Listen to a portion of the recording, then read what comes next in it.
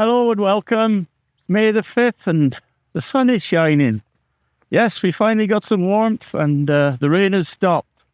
Looks like we've got a reasonable week, so we thought we'd take the first cut of silage now because it's grown exceptionally well. I don't really know why it's grown so well with the winter and the spring we've had, but here we are. As you can see, it's pretty near where it was last year, and we're 10 to 15 days earlier than we were last year, which just sort of takes us further down the road as we are getting more biology back in the soil, and the circle of life is working with all the microbes and the photosynthesis, the sugars, the amino acids is all working together. We're now seeing solid results even in difficult seasons. So what I'm going to do is give a brief my take on the nitrogen cycle in the soil, which I think is why we're getting these results with no fertilizer and very little farmyard manure. So in essence, when you put an organic manure on soil, it's got to be broken down into a mineral form, and that's done by bacteria called the mineralizing bacteria, part of the soil microbe. And the first element to break it down into is NH4, which is ammonium. Remember ammonium, it's ammonia, not ammonium. There's two very different chemicals. Ammonia is positively charged and ammonium is negatively charged. We'll come back to that in a bit. So once the soil bacteria break down the organic nitrogen and organic matter into mineralized NH4, you've got two organisms that really want to take that NH4. One is the fungi, the soil fungi, and then the plant wants it as well. Now, if between the soil fungi and the plant, they take up all the NH4 being mineralized by the bacteria, you then got it all locked in that circle. So it's moving from bacteria to fungi to plant. Along comes the worms, eats the bacteria or eats the fungi, excretes more NH4, which the plant can take up, but it all stays in the form of NH4. And NH4, being positively charged, binds to soil particles which are negatively charged. So in effect, it can't leach. It cannot end up in our rivers, and it doesn't vaporize to atmosphere either. So it is in the system. We're not losing any. That compared to ammonium nitrate, artificial fertilizer, which is NO3, that is positively charged. It's negatively charged, not positively charged, so it's repelled by the soil, and that can leach into the rivers, and consequently, if we go into a wet situation, the anaerobic bacteria will vaporize it into blow it away as CO2 gas again. CO2 goes back to the atmosphere, and the nitrogen in as well. So the result, when you put nitrate on, you only end up with 30, 35, possibly 40% of the nitrogen you put on actually getting into the plant. The rest is either leached away or lost to atmosphere.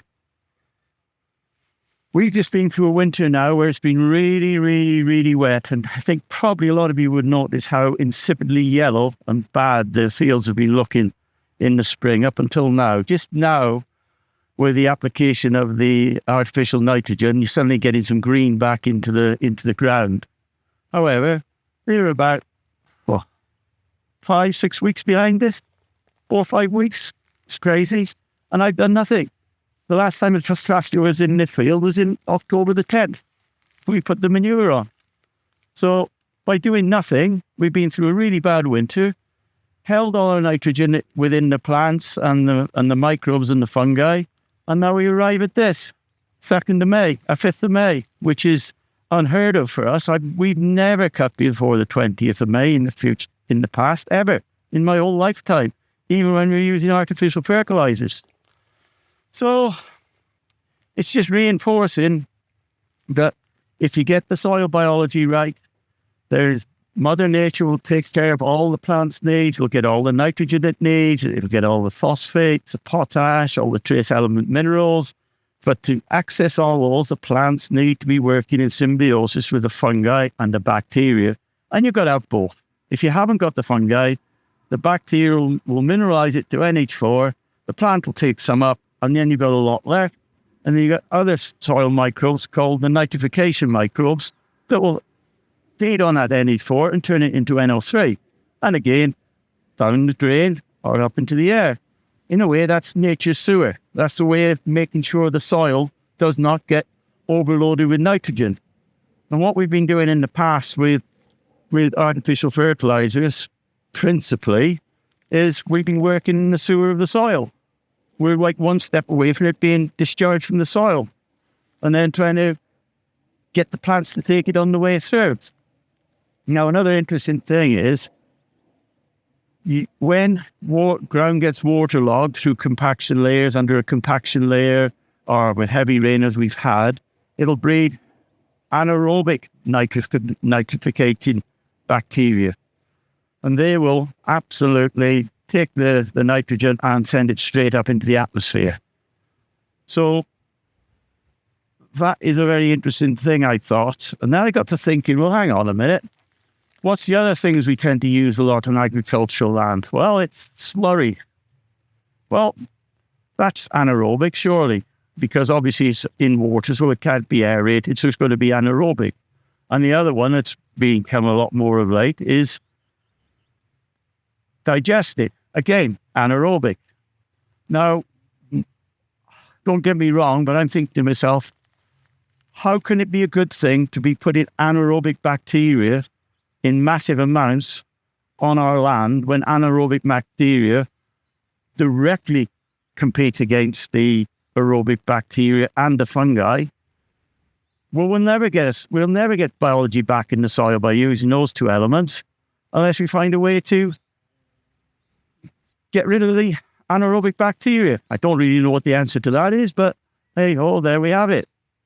So this whole circle of life works around the way we've take the biochar, which helps us make our organic compound that we put on the land, which is like it's manure, but it's manure plus biochar, and we also get in the fungi from the bedding of the cattle to make what we believe is a really good. Well, it must be good because it's having a good effect. I mean, it's still blowing my mind, to be honest. So what I'm going to do is one of the next videos, I will go in detail as to how we make the product to get to where we are, here. And on that note, I think I'll leave it for now and carry on and get this field cut.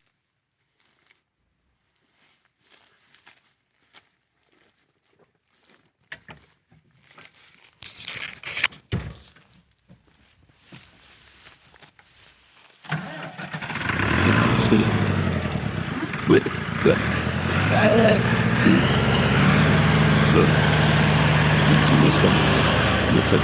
Good.